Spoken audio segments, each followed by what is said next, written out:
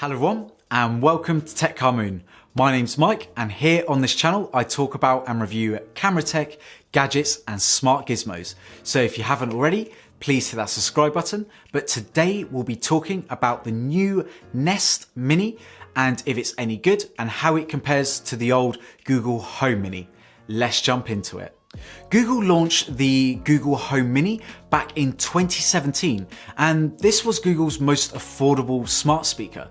For those who don't know, Google has a range of smart speakers in all sorts of flavors, and the basic premise of these devices is to put Google Voice Assistant in your home.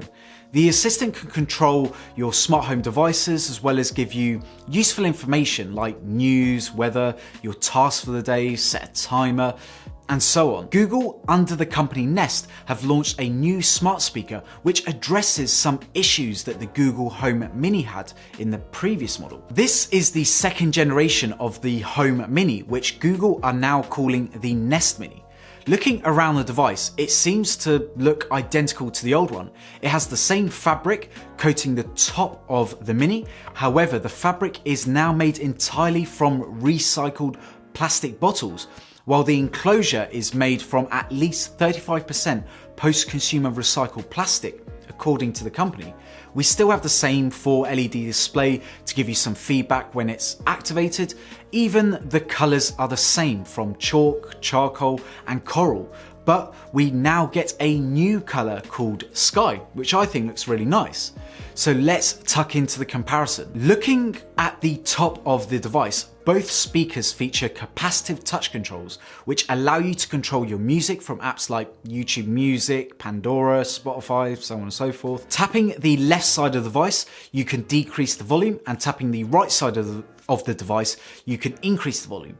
Now you can tap and hold either side to pause the song on the Google Home Mini. However, on the Nest Mini, all that you have to do is tap on the top of the speaker to pause the music, which seems like more of a natural and intuitive thing to do. Both still have the microphone switch, which enables you to turn off active listening, which basically stops Google Assistant from constantly picking up your voices, which is useful for me as when I'm doing videos like this and the Google Home is in the same room, it doesn't get interrupted by me constantly saying Google, Google, Google. Unlike the old model, the Google Nest Mini is wall mountable.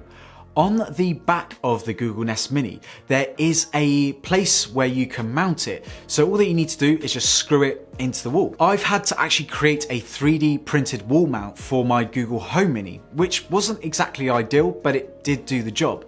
So seeing a small touch like this is nice, and I'm glad that the Nest has gone for it. The new Nest Mini has been updated to support Bluetooth 5.0, which offers a stable connection when playing wirelessly from your phone. To be honest, I haven't really seen a difference from the old model, but it is nice to see because Bluetooth 5.0 is a more stable connection than Bluetooth 4.0. One really useful feature that I think is super cool is the ability to use the Google Nest Mini as an intercom. This allows you to talk to anyone in your home using your phone or another Nest speaker. Now this isn't exclusive to the Nest Mini, but also available on the Nest Hub as well as the Nest Hub Max. All that you need is the Google Home app and or the Duo app, and you can easily make a phone call to any speaker in your home. Now the 40mm driver in the Nest Mini won't blow you away, but it does get plenty loud to fill a medium-sized room. It's not the best audio quality and the bass is slightly lacking, but you know what? This isn't bad for a small speaker. However, Google does say that the new Nest Mini has twice the bass power of the original, with a richer and more natural sound that allows you to hear more detail and is more authentic to the artist's intent. Now, would I agree with this? I actually would. Playing the same track on the Nest Mini definitely sounded better to my ear than the Home Mini. This boost in bass is made possible by a 40mm custom driver that is designed to bring those bass frequencies to the forefront of the soundstage, while the company's proprietary tuning software helps to sort of perfect that sound. Here are some examples of the differences in audio quality. Please put some headphones in to really notice it.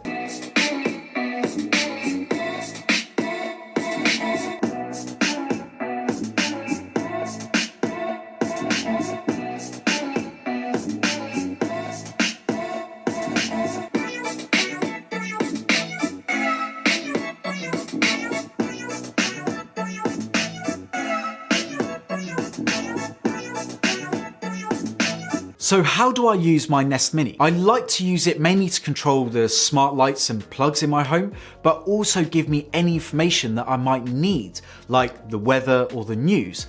And I even have one in the kitchen, which, to be honest, I mainly use it as an overpriced timer. So would I recommend this? If this is going to be your first smart home speaker, I would say so, yes. The sound quality is great, the design in my opinion is nicer than the Echo Dot, and most importantly, the Google Voice Assistant is so powerful. But there we have it. I really hoped you enjoyed this video. But as always, this is a discussion.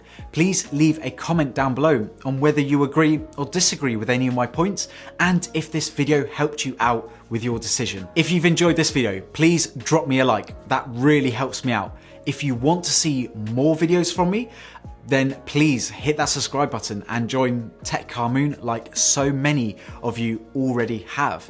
And if you haven't already, please follow me on Twitter and Instagram at Tech Car Moon. There'll also be links in the description down below which are affiliated, and that helps obviously to support the channel. Anyway everyone, look after yourselves and I'll see you in the next video. Take care. Bye.